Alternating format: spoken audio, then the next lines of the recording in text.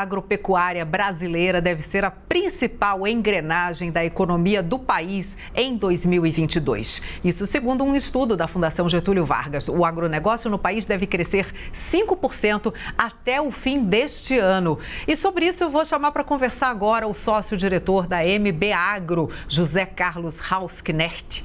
Boa tarde, a gente tem uma expectativa ótima então para o setor de agro e isso está relacionado a qual cenário? Olha, basicamente há um cenário, vamos dizer, climático mais favorável esse ano, né? O ano passado nós tivemos uma série de problemas relacionados ao clima, uma seca muito forte que prejudicou bastante as lavouras, principalmente de milho e cana-de-açúcar, e depois nós tivemos também alguns problemas de geada, né? Então, tudo isso acabou prejudicando bastante a produção e a expectativa é de que esse ano, quer dizer, essas projeções são baseadas numa situação de clima mais favorável, né? Obviamente, o clima pode não ser favorável, aí a gente não tem esse crescimento, né? Mas, em princípio, pelo que a gente tem visto aí, das chuvas esse ano foram muito melhores, estão sendo muito melhores e devem favorecer as lavouras. Eu vou chamar a Thaís Herédia para participar aqui da nossa conversa. Oi, Thaís. Oi, Carla. Boa tarde para você. José Carlos. Bem-vinda. Obrigada.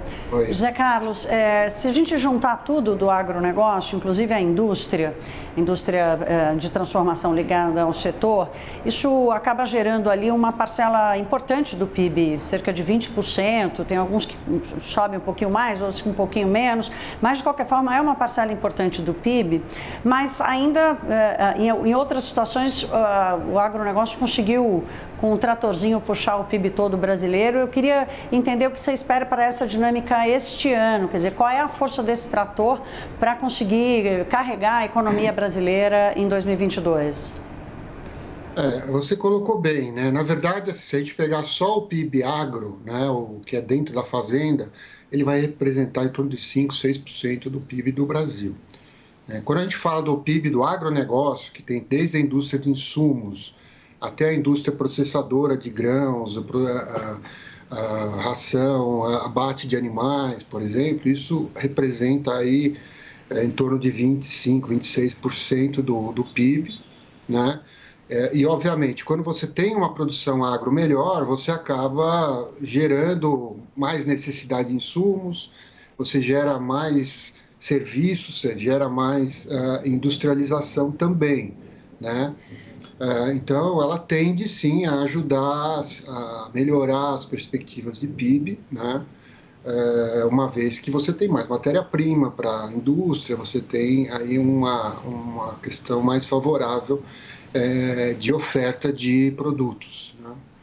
Ontem nós noticiamos aqui no Visão CNN uma notícia que está inclusive no nosso site da cnnbrasil.com.br falando sobre os empregos do futuro. E muitos desses empregos estavam relacionados ao agronegócio e prometiam ganhos salariais bastante expressivos. Eu gostaria de ouvir do senhor que trabalha no setor exatamente o que é que isso significa. Há hoje então uma abertura de postos de trabalho, ela é significativa, pode ser um estímulo para que mais e mais pessoas busquem, então, uma interiorização, trabalhar em lugares, em estados onde o agronegócio é forte?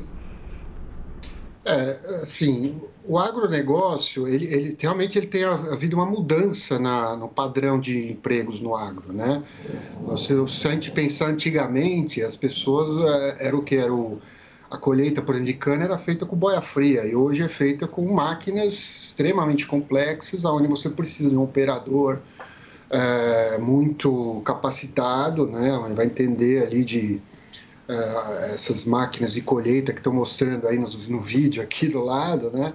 A gente tem cada vez mais uma situação mais complexa de maquinários mais, vamos dizer, tecnológicos e que necessitam realmente de funcionários mais tecnificados e que, obviamente, têm um salário melhor, né? Então, eu acho que isso a tecnificação tende a criar esse tipo de emprego, sim, né? Cada vez mais. A gente vê muitas startups no agro, uso de tecnologias de satélite, né, para medir a produção, para planejar a produção. Então, tudo essas novas tecnologias vão demandar pessoas muito especializadas.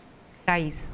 José Carlos, você acabou mostrando aí uma forte correlação, inter-relação entre os dois setores, né? O setor de serviços e o agronegócio, com uma promessa importante. E quando você fala de emprego, estamos falando também de geração de renda. No caso do agronegócio especificamente, como somos grandes exportadores de commodities, o preço das commodities no mercado internacional, ele tem um peso relevante no final dessa conta aí, né? Na ordem dos fatores para alterar esse produto. Então, queria te ouvir assim, no teu cenário, nós vamos ter que, precisa acontecer um novo ano de preços altíssimos para as commodities para ver o mesmo desempenho que tivemos no ano passado?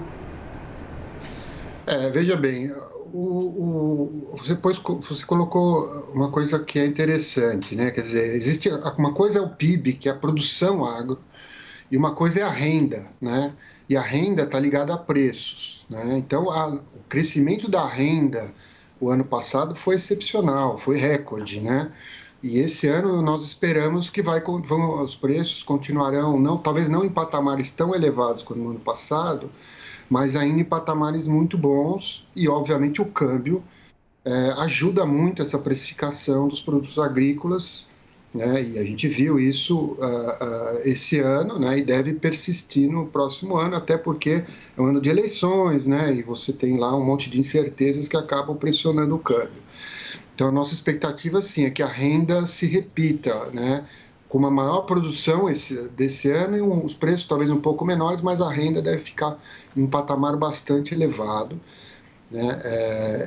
E favorecer bastante o investimento, né? Os produtores, a vontade de investir em aumento de área, né? Em tecnologia, né? Por conta disso. Carla, posso te atropelar rapidamente aqui, só para colar a pergunta sobre preços, porque no final essa união entre commodities mais caras e o câmbio no Brasil que subiu demais, acabou penalizando o consumidor brasileiro. Essa relação, qual é o teu cenário para 2022? Em princípio, nós teremos os preços um pouco mais, pelo menos não teremos crescimento de preços como a gente viu no ano passado, né? Uma oferta melhor, né? Devemos ter preços em alguns, depende muito do produto, né? Mas produtos um pouco mais, com preços menores, inclusive em alguns segmentos, onde a gente prevê um aumento de produção maior, né? Uma recuperação, por exemplo, milho, que teve uma quebra muito significativa, né? Então isso acaba ajudando também o setor de carnes, né? E acaba com isso ajudando aí a aumentar a oferta de carnes e com isso os preços um pouco mais comedidos durante o ano. Mas obviamente com esse câmbio bastante elevado fica difícil a gente imaginar uma queda significativa aí de preços, né? Vamos aguardar, esperamos, né, que para o mercado interno toda essa oferta possa melhorar, então, o acesso da nossa população aos alimentos. Se depender do agronegócio, pelo menos alimento tem. Então, a gente agradece aí a sua entrevista. José Carlos Hausknecht esteve com a gente, sócio-diretor da MB Agro. Muito boa tarde, obrigada. Boa tarde.